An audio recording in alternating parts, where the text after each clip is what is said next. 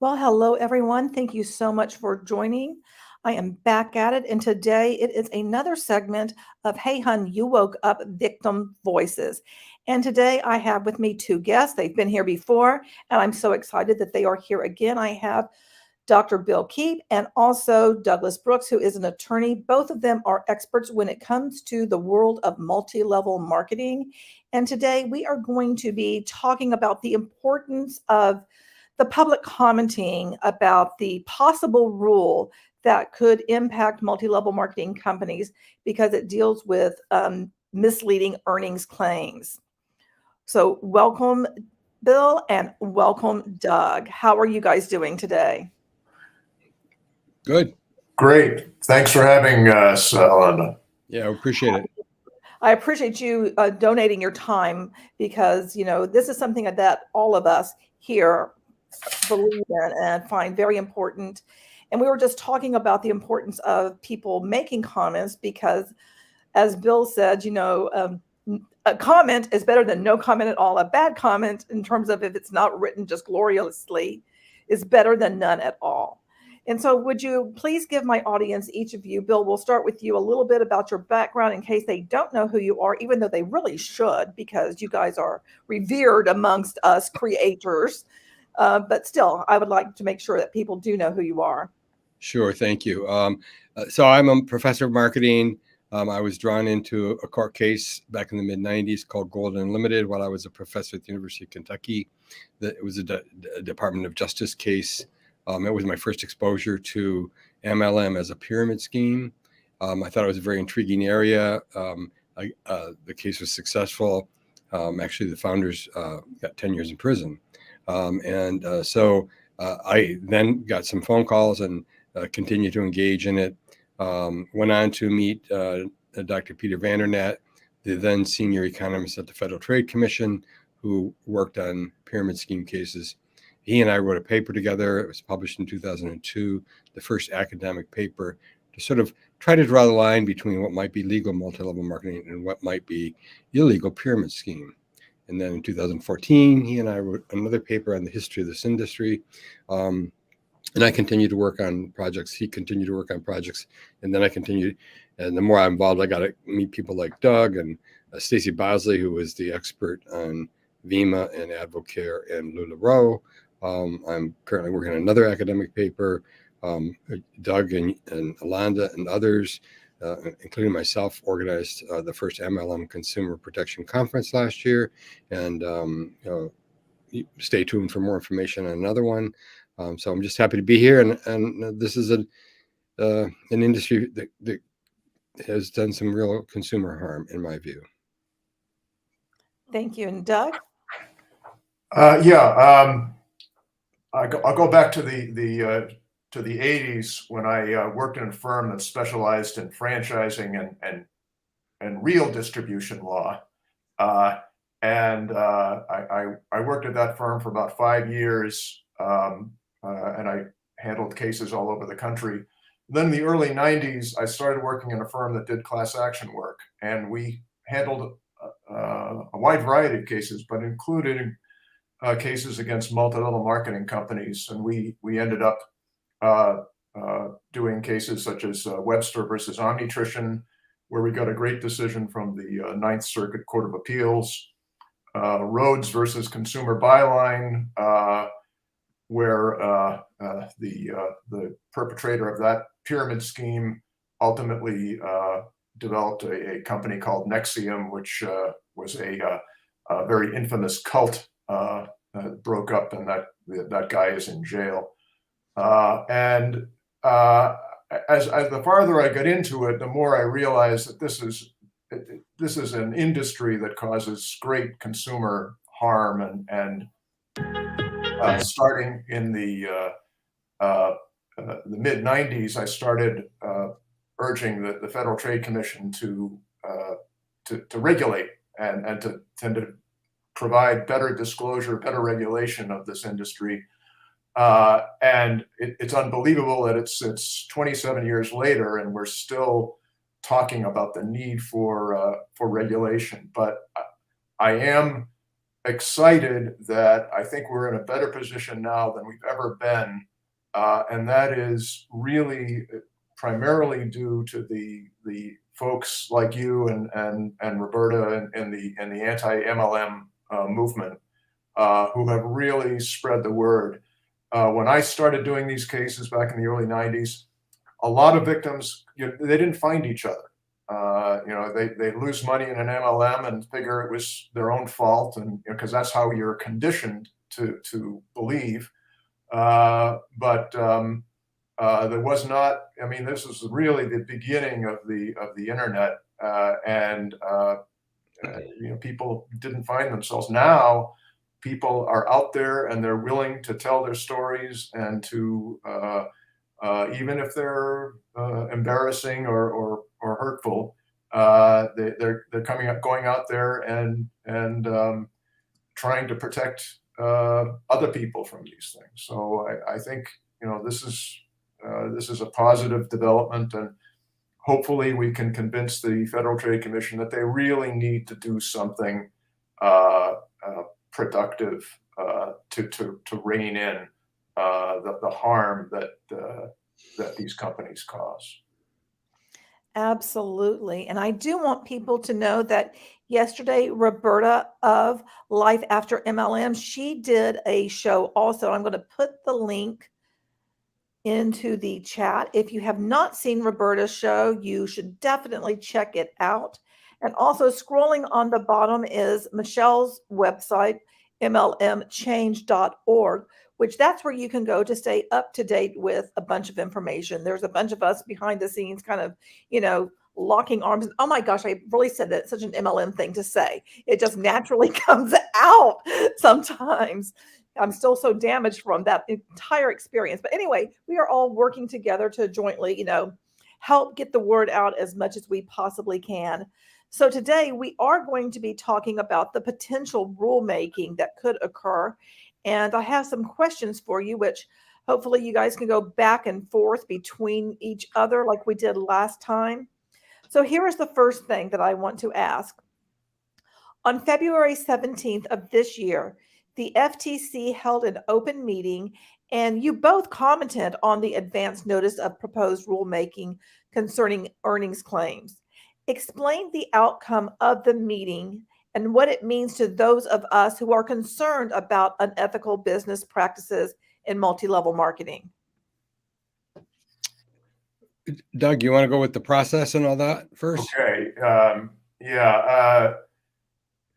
The rulemaking process, the Federal Trade Commission can bring enforcement actions against companies that are engaged in unfair or deceptive acts or practices, and they can also develop regulations that are designed to prevent those practices happening in the first place.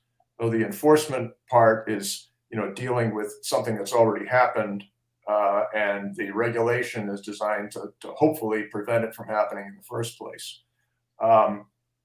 And currently, the Federal Trade Commission has a franchise rule that requires pre-sale disclosures for prospective franchisees. If you're going to buy a franchise, you get this huge disclosure statement that has 20 categories of information about the company, about your potential earnings, costs, the terms of the contract, all sorts of things. MLM companies can avoid being covered by the franchise rule because they don't have required payments in excess of $500 within the first 6 months. So if you structure your operation so that you don't require $500 in payments in the first 6 months, then you can avoid coverage by the franchise rule. So if you look at MLM, starter kits, they're always under $500.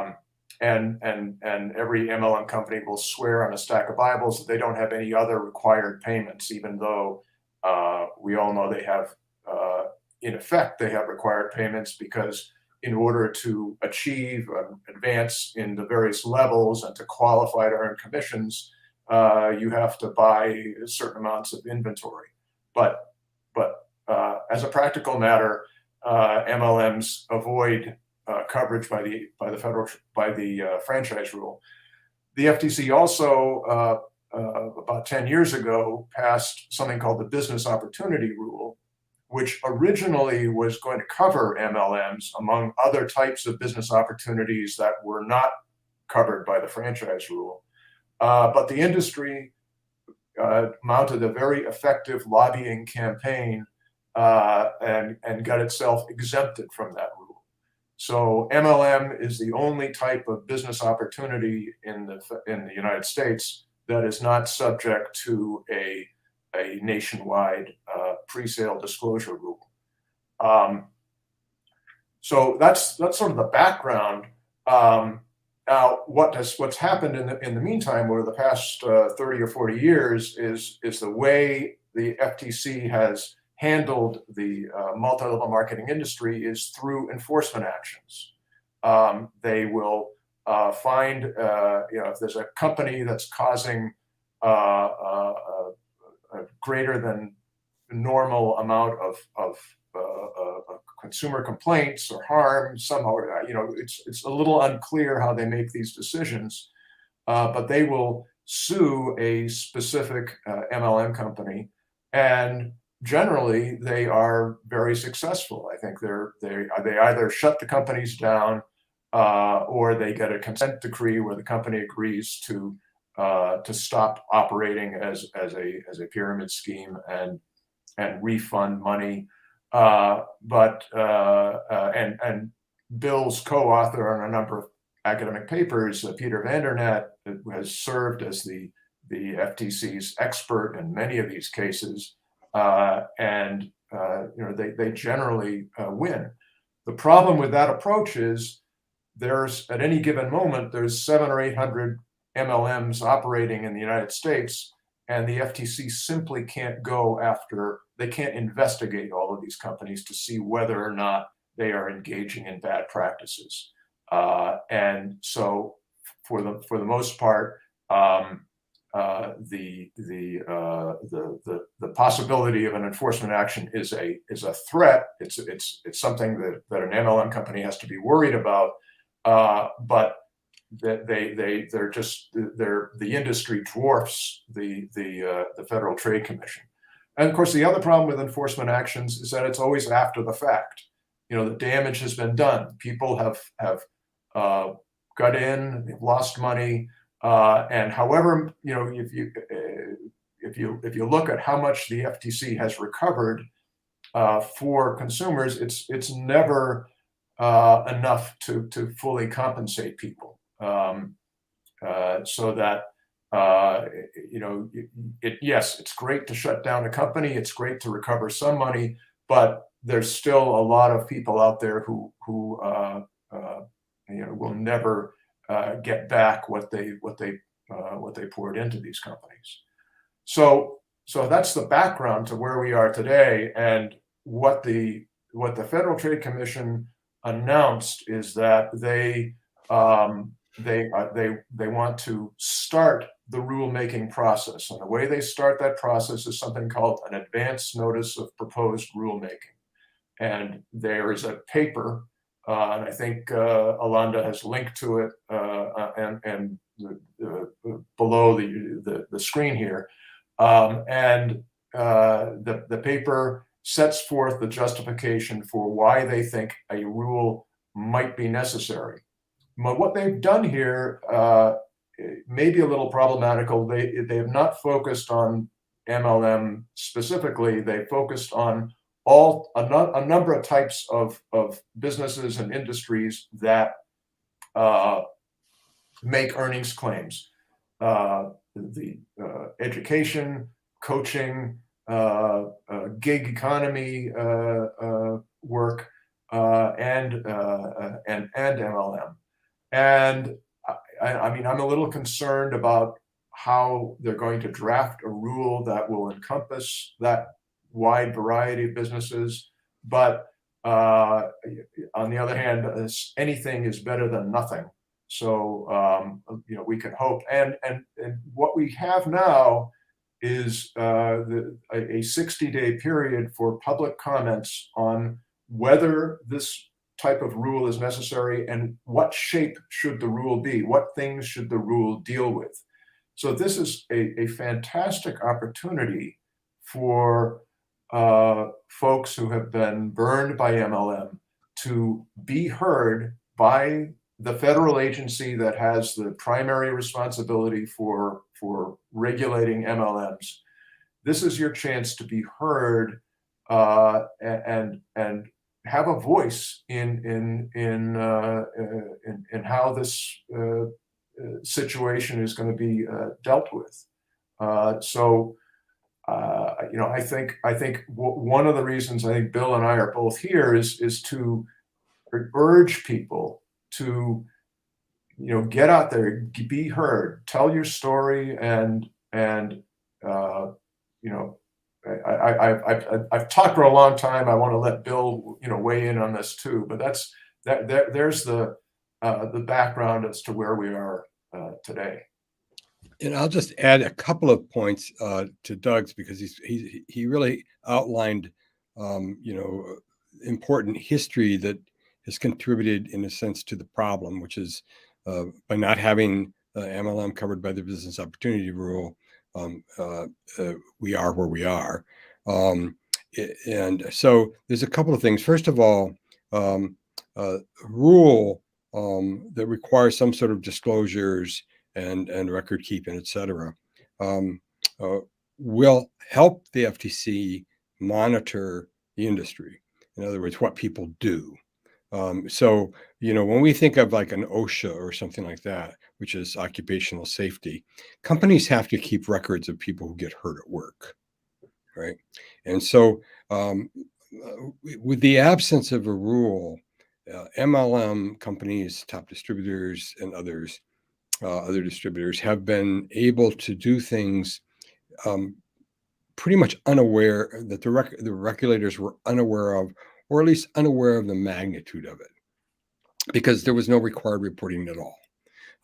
And so I think it's telling that when they looked at Herbalife, when Bill Ackman shorted the company, and they did have an investigation, that the upshot of that investigation was a $200 million penalty and 7 years of monitoring. This is a company, an MLM company, that's existed since 1980. Now, how is it? What were they doing or not doing that would cause the FTC to recover $200 million worth of funding to give to victims and get the company to agree to 7 years of monitoring? It's true they didn't charge them a pyramid scheme, but it shows you how little, I think, the FTC knows about how companies operate. And they don't know, as Doug said, until they have an enforcement action. This rule has the potential of making the industry more transparent, not just more transparent to distributors and people like us who are interested in what's going on there, but also the regulators themselves. And the other thing that I would point to is, as Doug said, the FTC, like every regulatory agency, has X amount of resources, and the FTC has some pretty heavy topics to cover, like antitrust, which have huge implications for an industry and for consumers. So they have limited resources, they have limited amount of time, so it takes them, a while to get focused on a company. Now you look at a company like Advocare. Now, Advocare was a member of the Direct Selling Association. We received an award from the Direct Selling Association, and it had operated for 25 years. I feel fairly confident that had this rule been in place, that wouldn't have happened, or at least they wouldn't have operated the way they did.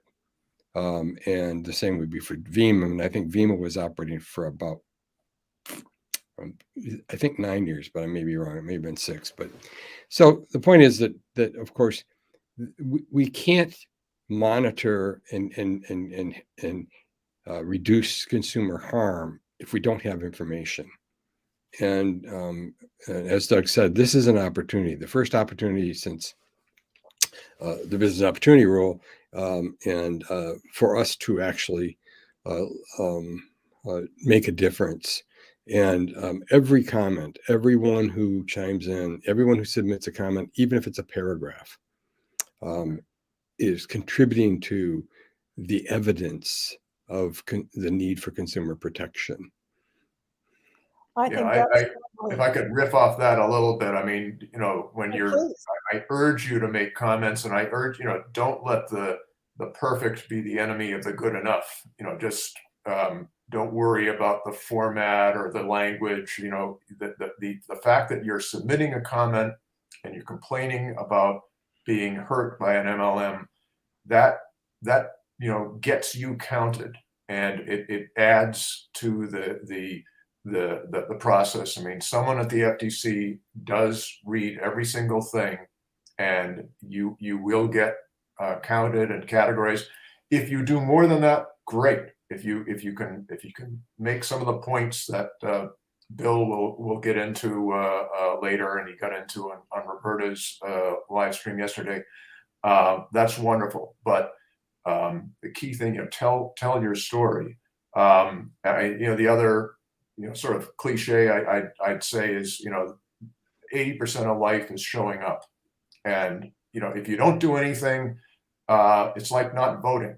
You know, why should a politician listen to you if you don't vote?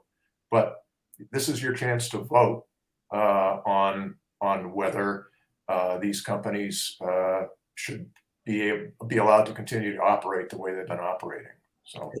And don't forget that the harm that has been caused in some cases, if we use the example of Advocare again, 25 years, we're talking about not just harming a family, possibly even harming their children when their children grew up to be adults. I mean, we could talk about multi-generational kind of harm if we don't fix this problem, make it more transparent. When the business opportunity rule, when people were able to comment on that, I know that in terms of the DSA and MLM companies themselves, there was something like 17,000 comments. I mean, just a truckload of comments. They came out in force. And so that's why I think it's super important for us to make whatever comment we're going to make. And myself, I've been working on mine. I think I've run it past both of you, and it's 4 pages. So, you know, I mean, I probably could write more, honestly. But that's what I'm kind of wondering is, like, should a comment be succinct? Should you go into detail? Does it matter? Is there something that people should focus on specifically? How would you say that interplays with all of this? Well, I'll go ahead and I'll start, and then Doug can pick up from there. The most important thing is, as Doug had said earlier, is that you tell your story. In other words, they don't want to hear about other people's stories. They don't want to hear about, you know, I know 10 people that whatever. They want to know what happened to you when you were with an MLM, particularly as it pertains to earnings claims. And so if you can tell your story, and if you can give evidence in support of your story, screenshots, anything you might have that shows, you know, captured social media things that shows the persistence of messaging that downplayed the people who didn't make money, that upplayed, you know, lifestyles and things like that.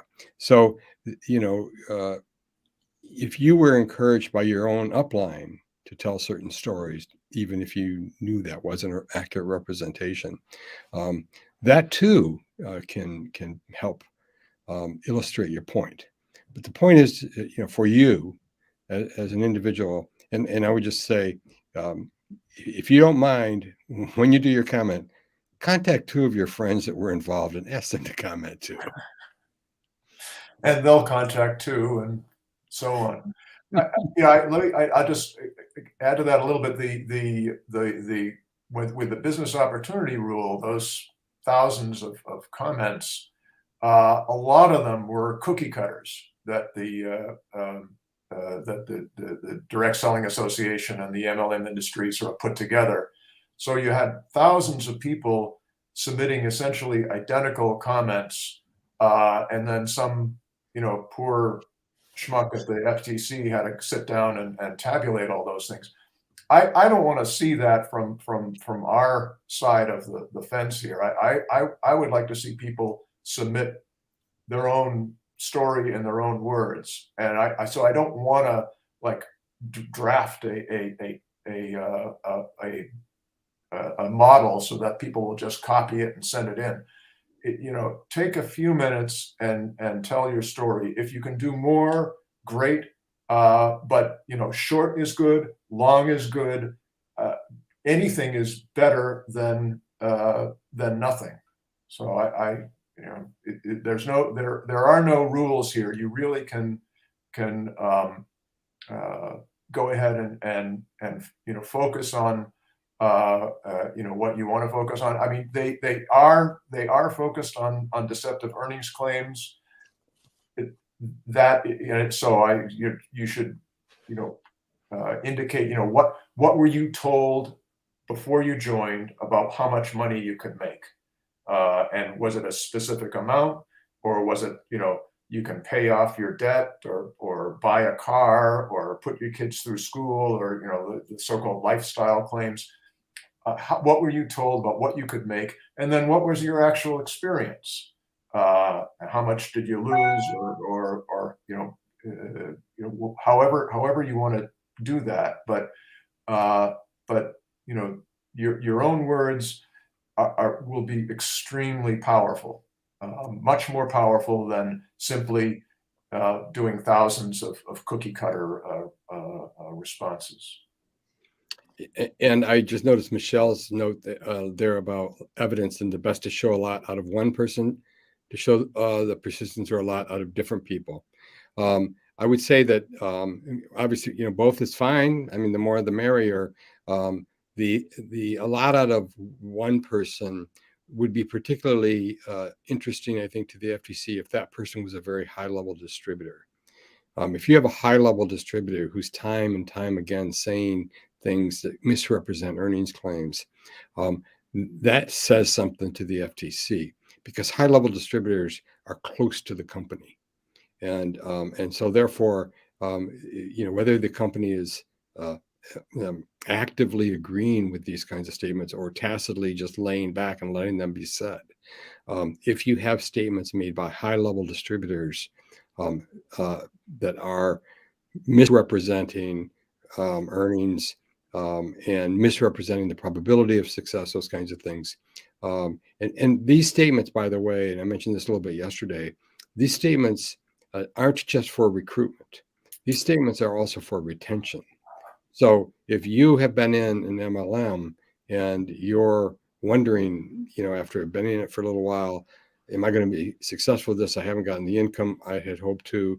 I'm spending money on going to events or training or coaching or whatever. So I'm kind of behind financially. If you go to events and people, whether they speak to you face to face individually or they speak from the stage, if their goal seems to be to convince you to keep trying because you're right around the corner from success, and they knew someone who was just in the same position you were in, and then 6 months later, look what they did. They had this big success. If those are the kinds of messages you're hearing, and you can share them without hardcore evidence, it's just your experience you're sharing. But if you also have the evidence, the FTC would want to see that. And from different people, I think, Michelle, the point there is that, you operate, once you're in a downline, you're operating in sort of kind of an environment. You have your own upline, you have other people who have joined, you have people you have recruited, and then you have messaging from the corporation or messaging from other downlines. And that helps to show the breadth of the messaging. And so also good evidence for pervasiveness. Good question. Yeah. No, thank you.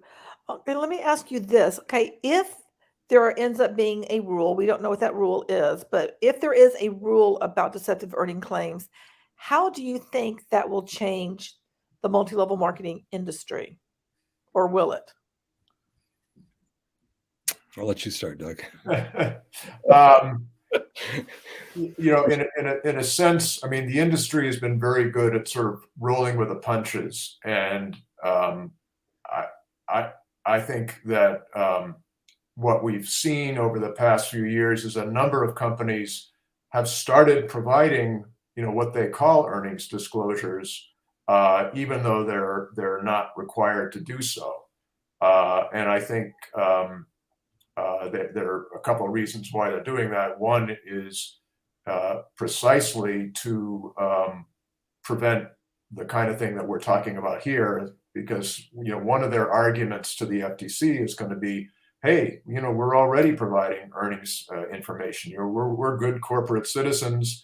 We're providing as much information as we can, and you're definitely going to hear the Direct Selling Association say this, because I think a lot of their members do provide these notices, and you know, Bill could get into how they're deceptive, but it's certainly more than they used to provide, 20 or 30 years ago. Of course, another reason why they do this is basically it's a defense to a civil suit. So if a distributor sues a company for fraud or for deception, and claims that they were misled into joining the company will say, hey, we provided you with a disclosure statement, and you signed the receipt right here, so you knew what you were getting into. And a lot of judges faced with that kind of evidence will throw a case out of court. So it's a defensive move on their part.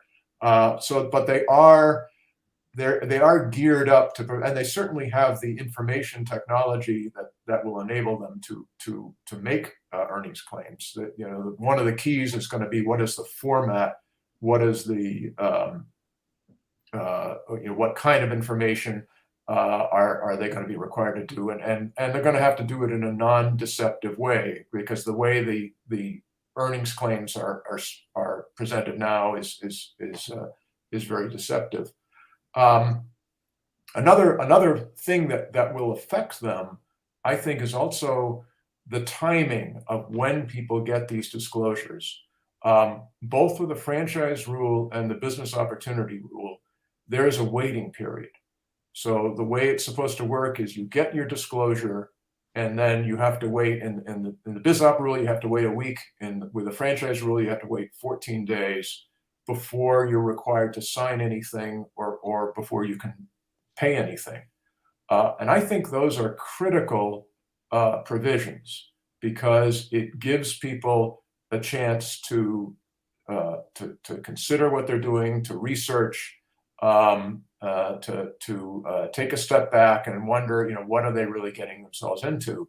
And I think the industry, it may be they are much more concerned about a waiting period than they are with whatever kinds of earnings disclosures they might be required to make, because the typical MLM recruitment process relies on people sort of making instant decisions in a high pressure environment, where they're not really given an opportunity to think about what they're doing, and the key thing they want you to do is to pay something, to buy something, you know, to get, you know, to write a check, and then, you know, the sunk cost fallacy starts operating. And, you know, once you've made that critical first investment, you know, your inclination is to invest more in order to protect that investment.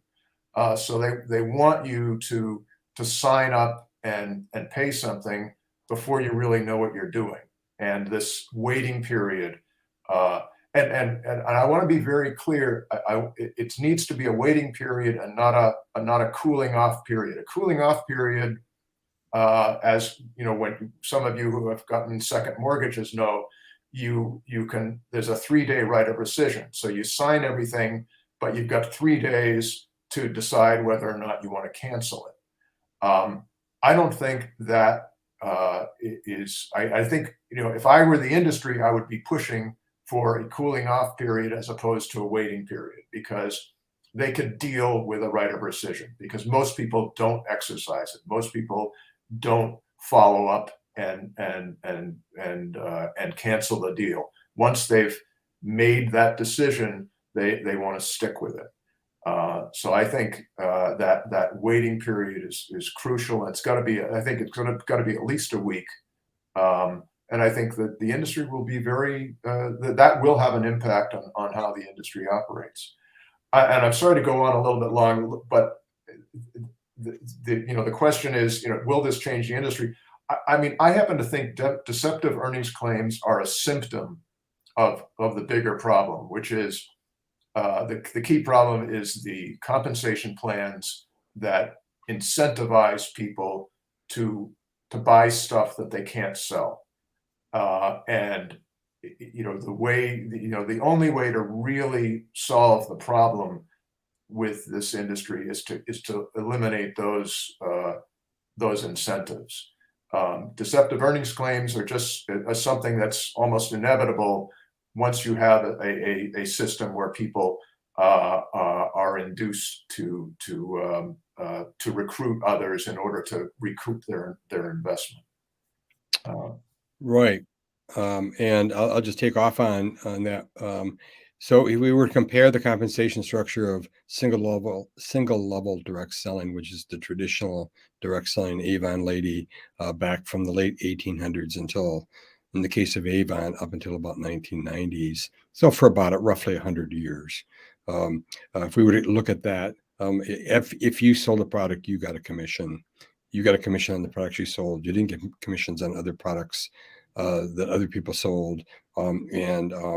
If we look at the incentive structure in the MLM industry, of course, you do not get a commission on the product you sold. In fact, you have to qualify to get a commission. And those qualification structure are a set of hurdles. And those hurdles are reached by volume. And that's what Doug's talking about there in terms of incentivizing purchases. And the other way to look at it is from the firm's perspective. So there's a lot of data, decades of data, to show that every year a fairly large portion of people who join an MLM company will become inactive. There's a lot of data to show it. And yet, at the same time, every time those people made a purchase when they were active, the company was making money and someone in the upline was making money. So they are incentivized to get the downline to buy. Now, why would they buy? Well, they buy because this is a great product and they're told that. But the other reason they buy is because there's earnings up ahead. If you buy this product, if you qualify, you too will be up on this stage in another 3 or 4 months. You too will qualify for that leased car that may or may not be a good deal for you financially. So the incentives, the financial incentives for the parent firm and for the upline are not aligned with the financial incentives of the lower level distributors. So in other words, we have a large group of lower level distributors who are financially worse off during any particular period, let's say a calendar year or a quarter, while at the same time, their upline and the company are better off because of their activities. I have another question for you guys, and I popped up on the screen. I'm a former Beachbody coach, and I remembered I had this document, and it's the Team Cycle Income Calculator, because, they are very deceptive in terms like you do make money from selling the product, so to speak, but you can't really make money doing just retail sales. You have to recruit people. And in this one, it is if you were, excuse me, seeking an income of just $50,000 a year. And these are some of the numbers that I'm using in my particular comment that you would need to have 230 people in your downline on Shakeology Home Direct, which would mean that each month you would need to sign up 16 people. That's 4 per week. And the likelihood of that is slim and next to none. And I also have the numbers for if you wanted to make $100,000, then of course, it just doubles. But my question is, do you think providing this type of evidence showing that it's not possible to be able to do this will be useful? Alana, can I ask you a question? Is this document, is this a company document that was put out so that you could calculate the income you might earn? Or it came from an upper level person. I don't even remember where I got it from, but it was not put out by Beachbody. Yeah, the reason I ask is because one of the types of the FTC has been going after deceptive earnings claims for a long time. I mean, essentially every time they go after an MLM company, they allege both that it's a pyramid scheme and that it's making deceptive claims. So we do have some authority, and of course the business opportunity rule has a definition of what's deceptive. And one of the types of deceptive claims is this type of formula where you can, the company provides something that you can plug in and it'll calculate, let's say, if you recruit 5 people, how much money you'll make. If you recruit 10 people, how much money you'll make. And that is considered deceptive unless, of course, there's a reasonable basis for it, and there never is. So the reason I ask is if this is either a company document or a high-level distributor document, I think this would be considered a deceptive claim. And even without the rule, the FTC would, that if they were inclined to bring an enforcement action, they would say, hey, this is a deceptive claim, and this because we've litigated this issue before. But as to your question, absolutely, I think the fact that they're giving this type of document out, whether it's the company or a high-level distributor, it doesn't matter. Both are important. That you should bring that out.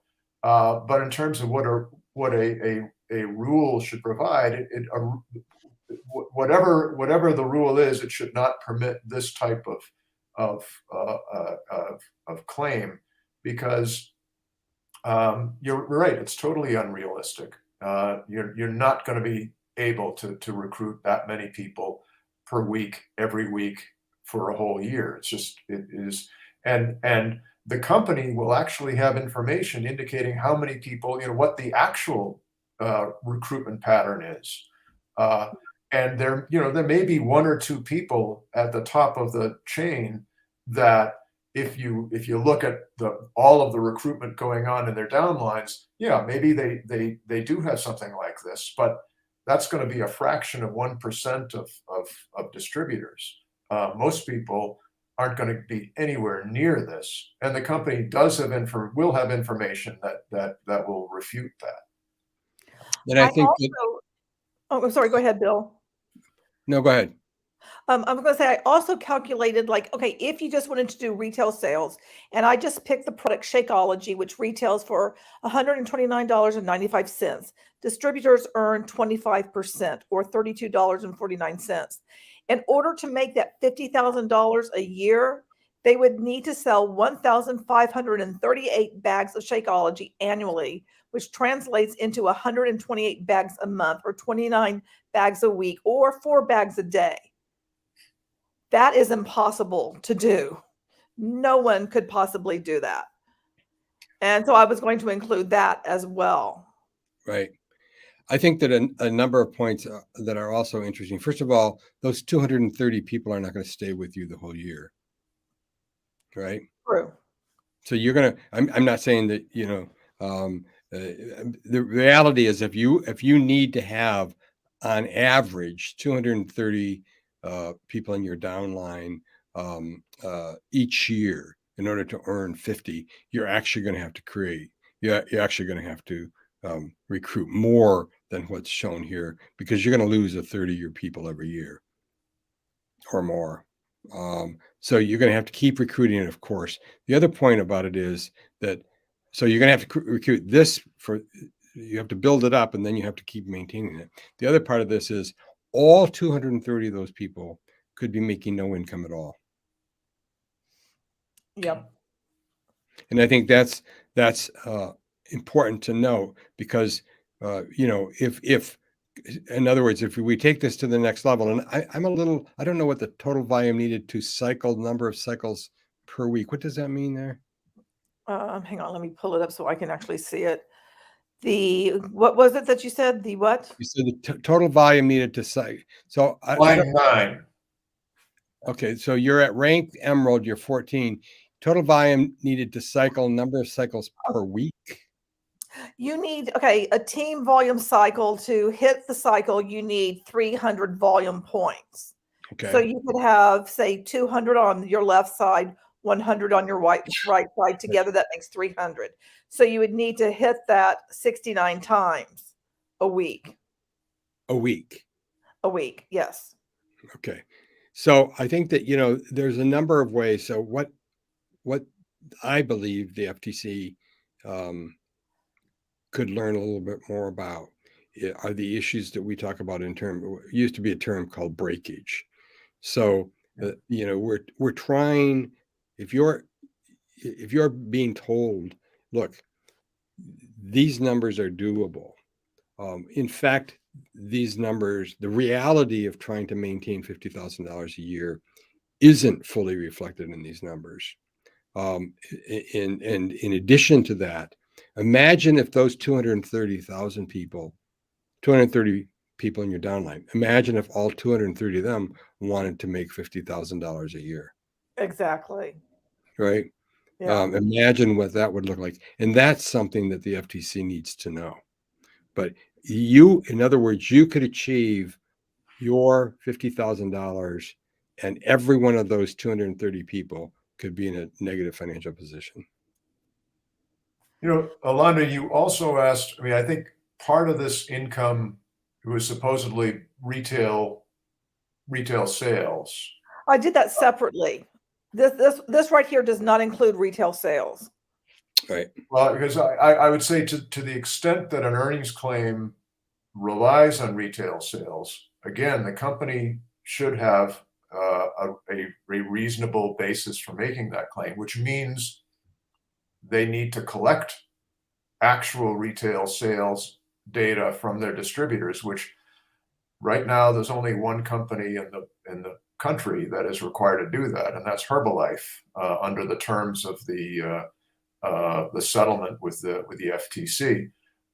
They have to collect actual earnings data and to demonstrate, because it isn't enough to have retail sales; they should be profitable retail sales. Right. But if they're making, to the extent they're making an earnings claim based on retail sales, in part, they need to have data to back that up. They can't just assume that people are going to sell at suggested retail and make a 30 or 40% margin, whatever it is. They need to show that people are actually selling at suggested retail, and they're not selling at cost or below cost just to get rid of the stuff in their basement. So I'd say, definitely information about actual retail sales would be, that would be extremely helpful, and representations about retail sales would be important to provide to the FTC, because they need to know that for the vast majority of companies in this area, the retail sales just are not happening the way the companies are portraying it. Yeah. Beachbody has gone down the path that other companies have, and that is preferred customers. And I forget how it works with Beachbody now, but it's basically like if you are not maintaining your rank of Emerald, because that's the first rank you hit, you can be knocked down to a preferred customer. but you're still part of the overall network. You're just not, considered an active coach that's progressing. I believe it goes something like that. Yeah. The next question. That's really, really interesting, because I'm currently representing a whistleblower who is providing she's a high-level distributor in a large MLM, providing information to the FTC. And one of the issues that he's provided information on is this this whole preferred customer thing, which is something that was that again it's something that's developed over the past few years. The industry used to report that there were X number of distributors, MLM distributors in the country. Now they say, well, that a lot of those people were really just customers. Uh-huh. So they shifted, and I don't know, was it 2017 or 2016? There was a huge dip that the DSA reported in the number of distributors, and the reason for that dip was because they recategorized a bunch of folks and said they're not really distributors, they're preferred customers. So this preferred customer structure has become, I think, the DSA's approach to sort of address the pyramid scheme problem. And with Beachbody, once you lose that rank, if you had people underneath you, and once you are Emerald, you can get some, basically start a list. You get, say 10 people sent to you that you can then market to. Those people then get shifted to your upline. So you have to start over again each time you drop out, each time you make it, and then each time you fall. Start over and over and over, which I think is even worse than what it used to be when I was part of it. Well, part of the deception there, of course, is, and I don't think deception is too strong of a word, is that it's convenient to move labels around because they're using these labels, preferred customer, or whatever, to suggest a role that's different from being a distributor. But they sign the same contract, and they treat these distributors and preferred customers rather fluidly. In other words, if a preferred customer wanted to do some recruitment, I suppose they could, couldn't they? Why couldn't they? Of course they could. Right. And so they found it convenient because, and maybe it has to do with the language of the settlement with Herbalife, I'm not sure, but they found it convenient now to just talk about people who buy the product, have had no earnings, and that percentage of distributors in the past has always been a really large percentage that had no earnings at all. So now to just label them as preferred customers is, I believe, disingenuous, but it's the only way the industry can keep from being too transparent. It's hiding the truth that these people are still trying to have quote unquote financial success, financial freedom, time freedom, all those things that MLM claim you can get through the opportunity. And it's just not the case. And one of the problems that I believe with what income claims we do have out there is that they don't have like a standard data that they all have to have. And they also leave out a lot of data, such as the total number of distributors, the total number of distributors at each rank. They don't provide the mean, mode, and median of different things. They do not tell us the total sales to prefer what they classify as preferred customers versus retail. So if there were to be some sort of ruling on this, what are the types of things that you believe would need to be standardized across the board within the industry to be included? Well, first of all, I think the FTC is going to have to address this issue of preferred customers sooner or later, and that may or may not be part of this rule. Unlike the other areas that this rule could apply to, like gig workers or whatever, if I have the capacity to classify a distributor as a non-distributor, as a preferred customer, I have the ability to control what the data looks like, and that's a problem, right? And so that I think is going to have to be addressed. Now, the reality is that if I say to you, "Won't you join my MLM?" You may like our product. I think you'll find it's a good product, and it's a fair price, the distributor price. I think you'll enjoy it. And oh, by the way, we have this business opportunity that you can pursue or not pursue, or pursue part-time or whatever. Um, and you are buying the product for 9 months, 12 months, 18 months, and then you stop. Does that mean you were never trying to be eligible for earnings if you maintained your buying purchases? I don't know. I mean, and they can't be allowed to change that, because if they do that, they'll change the data. Yeah. In terms of the data itself, from what we see right now, the typical earnings claim is based on averages. As you say, they don't say the mean, they don't say the mode. So it's not evident to someone, how that distribution is.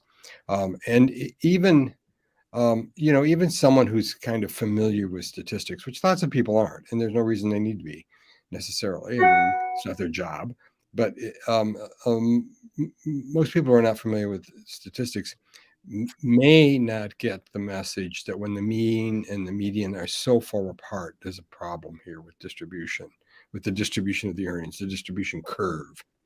And the reality is, they have the data. They could actually show us a picture of the curve. I mean, they could graphically, visually represent the curve to us. We would see this really weird shaped thing with a long, long, long tail. And so this use of averages is a problem. Use of medians is helpful, but it's got to be done in a certain way. I know, I can't remember the firm right now, but they broke out categories of averages, and then they gave one median for the entire group. That doesn't work that way. That's not helpful information. So that's part of the problem. The other part of the problem, and I talked a little bit about it yesterday, was this issue of persistence, because even though we all take pride in how we try to dig in to make ourselves successful trying to do something, whether it's making something out of wood or becoming a successful distributor of MLM, we recognize, of course, that some people are better at it than others, and some people are in markets where things do better than others, etc. So then we look to people who have been successful. Well, if we look at them, at some level, somewhere along the way, we're trying to figure out whether or not we can be successful at that. And so if we're trying to figure out whether or not we can be successful at that, we need to know this issue of top earner persistence. And so that's the issue of how many of those people in those higher categories are the same people year after year. And so if they are the same people year after year, your probability of achieving those levels is much different than the earnings claims suggest, and could be at the 0.000 level. I mean, almost, you'd have a better chance of winning the lottery kind of thing. So it's information that they have. Right. They, of course, know how people persist. They have information on retention. They have this information. They may not have retail sales, meaning, and by that I mean sales to non-distributors. And I'll just throw out, this is just a sort of a FYI kind of thing. Years ago, the MLMs realized that this issue of retail sales could trip them up because of retail sales tax. So if Alonda, if you recruit me and then I go and I sell some product to Doug, my neighbor, and that's a retail sales, then in fact, someone should be collecting tax on that sale and reporting to the state, right? So what the MLMs did is they just prepaid all that retail tax. Oh, So wow. we can't see who's selling what to who as a result. But didn't they do that based on the assumption that actually the sale to the distributor was a retail sale as opposed to whatever the distributor was selling to their supposed customers? Right, they did, but that approach obscures the distinction between who's the retailer. Yeah. If I mean, if you look at the Amway Safeguard 70% rule, you have to sell 70% of your last purchase either at wholesale or retail. That suggests that you could retain up to 30% of it, right? And if you retained up to 30% of it for your own consumption, then in those cases, that would make Amway the retailer and you the consumer. And then Amway would be responsible for collecting the retail sales tax on that. But if I was to sell it to another distributor at a wholesale price, and that distributor then sells it to their neighbor who is not affiliated at all, a non-distributor, at a retail price, it's actually their obligation to collect the retail sales tax, not Amway's. Yeah. But by paying all the retail tax in advance, it obscures all of that. I agree. And I wanted to, your discussion about persistence, I think, and data. I mean, I think that there is not consistency in how MLMs deal with. I mean, I call it attrition, but it's the sort of the other side of the coin. Yep. But there's no sort of consistency in how, what does it mean? Does it mean you didn't order anything for 3 months or 6 months or a year? And companies, I mean, Herbalife has definitely changed the way they deal with persistence, over the years, and to the point where it's very confusing. I'm not sure you can figure out how they actually do it. You just have to sort of take their word for it as to how they present that data. Other companies don't report it at all. I mean, that's one of the big ugly secrets of the industry is that there's just no reporting of attrition rates or dropout rates, or however you want to describe it. But well, let me ask you guys this. So if there is a rule, Magic Land, a rule has been, set forth, do you think it will help reduce harm at a large scale, or is this just basically one step towards hopefully regulating the overall industry much closer? Well, it's obviously going to depend on what the rule ends up being. So if there's a rule and it makes it all the way through, first of all, and I think I said this yesterday, if not, the FTC is always going to disappoint me. Not because they're not earnest people trying to do a good job, and because the FTC people I have encountered were earnest people trying to do a good job. It's a very difficult task to do, and it can get very political.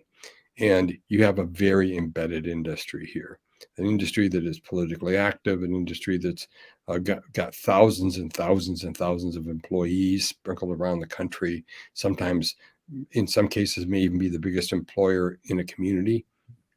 For example, certainly Amway was one of the bigger employers in the Grand Rapids area, I'm sure, and certainly the biggest in Ada. So this is an industry that's tough to regulate, and so I hope that the rule will come out in a way that will show more about the industry. If it does that, if it more accurately represents the MLM distributor experience, it will reduce consumer harm, and MLMs will have a harder time recruiting and keeping people. And that's what the MLMs don't want. Again, if you go back and you think about churn, of all the people you've ever known who have been in an MLM, how many of them have stayed more than 3 or 4 years? And as a supplement to that, how many of them have tried more than one MLM? So you have this churning going on. That's if I am a top level distributor, or if I'm the parent company, I know exactly what that churn is. I know exactly how much money I can make off these people. And so I don't want rules that are going to limit my ability to do that. And I don't want rules that are going to hurt my ability to get people to stay longer, like my retention efforts. So if the rule is reasonably good rule and produces reasonably accurate information about distributor experiences, including expenses, net earnings, those kinds of things, I think it will have an impact on the industry. Yeah, I'll second that, both the positive and the negative.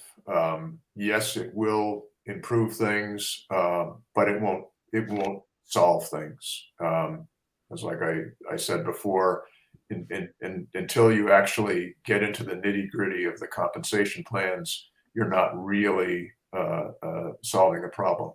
I think, but I say that, but if the rule against deceptive earnings claims is the best we can do right now, then we should do it. I mean, that's the way politics is played.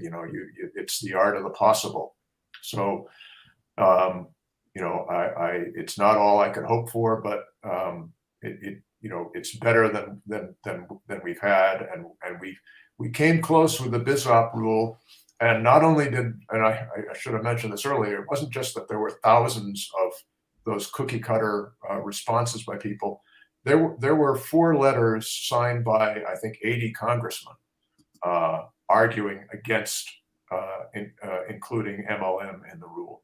So the industry, they had a multi-pronged lobbying attack, and we're going to see much more of the same squared in response to this effort. Yeah, that's right. And to go back to Doug's original concern, the fact that this could involve other industries like the gig workers, et cetera, just makes the political issue more complex. Yeah. I had mentioned, and I probably should have even put this on at the end of my slides, and I can do that. But I think it would be very helpful if every person in the United States who makes a comment would save their comment and send it to their congressional representative and their 2 senators. Everybody has 1 congressional representative and 2 senators. And there is a website you can go to if you aren't quite sure who your representative is. You just put in your address or whatever, and it tells you. All of them have emails for submitting comments to them. Okay. And those emails are monitored by staff. And I have no doubt in every case, in all 400 and some congressional offices, that those on a regular basis, staff meet with the member of Congress and says, here's what the emails are saying. Here's what we're hearing. And so, it's really important. And to tell you how sensitive the members of Congress are, sometimes you might go to a member of Congress's website, and I have wanted to put in a comment, but I couldn't because I'm not in their constituency. And it says right there, they want to know where you live. They want to hear from their people, their own people. And remember, they get reelected every 2 years. And I worked full-time for a U.S. congressman for 1 year. And that is a tough job. You're looking to get reelected almost after you just got elected. And certainly before the second year of the term starts, you're already doing fundraising and getting ready for your next campaign. So they're hypersensitive to constituent concerns. And so if you articulate, I mean, I don't mean articulate in the sense that you just mean that if you can tell your story, even briefly in a paragraph, 4 or 5 sentences, if you have more than that, fine. If you have evidence, they would like to know it, even if they're sympathetic to the industry. Because we know for sure the industry is going to bring them out. The industry is going to deliver congressional opinions, individual congressmen voicing their opinion. They're going to get senators. Senator Blackburn's a big fan of the industry, and Samina has accepted donations to the industry. Romney's worked with the industry and others. So they're going to get those voices out there. And we can too. And we can let our, I live in Connecticut, so I can let my congressmen and my 2 senators know that I have a real concern, and that I hope that they will, be supportive of the FTC's efforts in this rulemaking process. And while you're, so while you're in the mode of copying and pasting your comments to your congressmen and senators, do the same thing with your state representatives and your state's AG, whoever has responsibility for consumer protection in your state. They all have websites. They all have the facilities for people to email them. If you're going to go through the trouble of writing up your story, spread it around. That's right. That's right. We talked a little bit about this yesterday, and it's come up in other contexts too. People who are active in the anti-MLM movement, or I don't know if it's a movement or if it's a social media phenomenon, but the people who are active in it have some very shared experiences and shared perspectives and shared ideas about this industry and about the harm caused. And in some, they perhaps disagree. They disagree on what motivated this, or what did that person really mean, or what was that all about. So the focus here is on what we share, right? The concerns that we share for the next person that's going to be going to a business opportunity meeting held by a friend of theirs, or a neighbor, or a former college roommate or something. The people that are in our lives that don't know what we know about the experience. So if we think about those people, then I hope any differences we might have about how best to attack the problem, or what was intended or not intended, I think we can put those differences aside and focus on getting the FTC to develop a really good rule that will cause this industry to be more transparent. I think that's all excellent. And that's exactly what I was planning on doing, is just sending what I'm going to say to as many people as possible. And another place I was thinking of sending it, and you can let me know if this is a good idea or not a good idea. For instance, here, ABC Channel 13, we have someone who looks into consumer type things. And I was thinking of sending it to that reporter too, of just maybe so that they might run a story on something like this, since there have been more and more stories coming out. I think it's a good idea. Yeah. And we hope that some journalists will pick up on this story. We all point to things that that we recognize that have really kind of caught hold. We looking at the John Oliver show, for example, or something like that. Millions of people watching that. Mostly they're watching it for entertainment value. It is a pretty entertaining thing to watch, but there's a message there, and so if we can get journalists to write articles about this, we can, I think, get even more increased awareness. The politicians will wax and wane unless an employer is so big. I mean, we're probably not going to get a politician who represents Herbalife's home turf or New Skin's home turf to change their support in any way. But we can heighten awareness among politicians, state or federal, about the issues, and we can change some minds.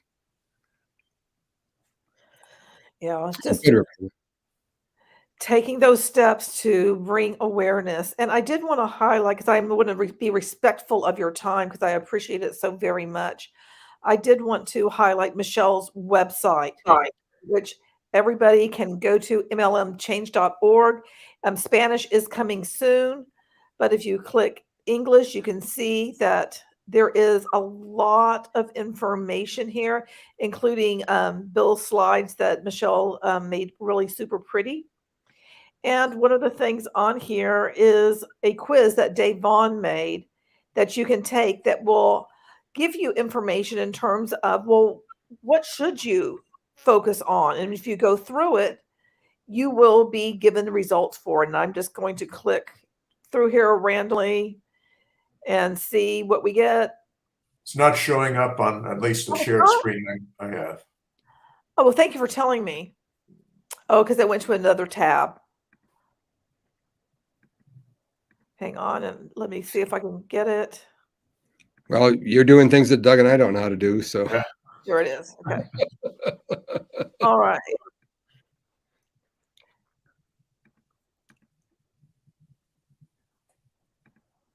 And why not? I'll say I am.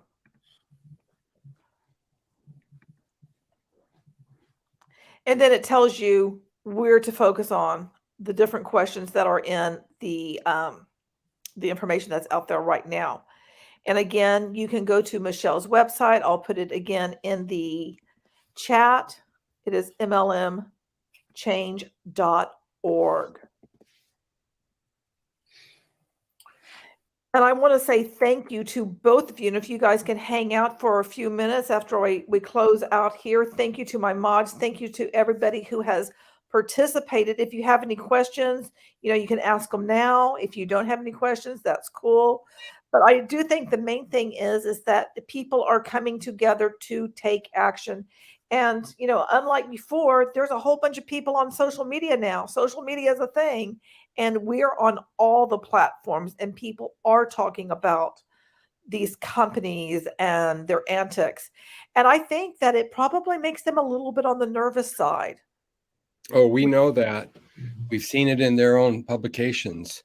That your activities collectively on social media, the anti-mlm activities are being noticed by the company. It's stressing them.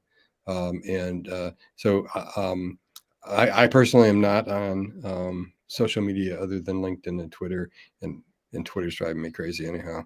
So I may not be on that. I don't know if too long, we'll see. But I did leave my email as well. If you have a question, a specific question for me, I'm happy to answer it. And I appreciate a lot, so much work that you guys are putting in, and it is all personal time. There are other things, there are other ways you could be using your time, and we know that. But this is a problem that Doug and I have a deep awareness of. We've read depositions of people who have been harmed. We've read depositions of people who it's caused stress in their family. It's caused divorces. It's caused family members no longer talk to each other. Friends no longer talk to each other. People losing a fair amount of money, and you multiply the number of people who lost the money. And so even the FTC surveys show hundreds of thousands of people who may be subject to pyramid schemes. And even if we're not talking about pyramid schemes, people who have the right to honest information about a business opportunity.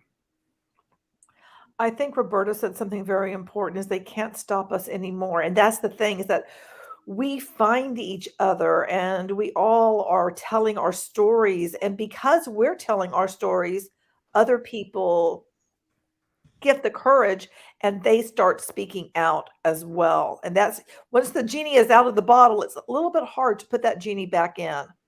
Right. And we're out there and we're talking, and we're not going to stop talking about it. But I Good. do want to thank you so much. Our pleasure. Thank you, Alanda.